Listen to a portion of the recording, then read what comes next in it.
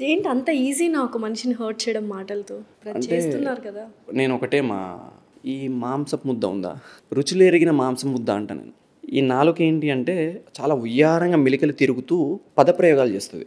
ఆ మెలికలు తిరుగుతూ చేసిన పదప్రయోగాలకి ఆరడుగుల మనిషి అయినా సరే, రాయి లాంటి దృఢమైన మనసు లాంటి వాడైనా సరే పడిపోవాల్సిందే. ఎప్పుడైతే ఈ మాంసం ముద్దను నువ్వు అదుపులో పెట్టేసుకుంటావో నీ బంధం నిలబడుతుంది, నీ విలువలు నిలబడతాయి. ఈ మధ్య మనం చాలా చూస్తున్నాం, ఇది అదుపులో లేక ఎంతమంది పడిపోతున్నారు అనేది.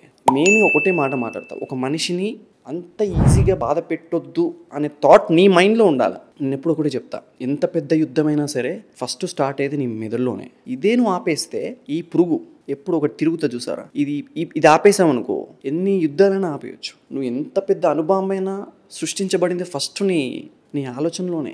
నీ ఆలోచన ఎప్పుడైతే నువ్వు పర్ఫెక్ట్గా, శుద్ధంగా, ప్యూర్గా ఉంటుందో, నువ్వు ఒక మనిషిని బాధ పెట్టాలన్నా, అరే ఇది ఇలా చేస్తే నేను బాధపడతారేమో, ఇలా నేను దుసురుగా మాట్లాడితే అవతల వాళ్ళు హట్ అవుతారేమో అని ఆలోచన నీకు వచ్చేస్తుంది.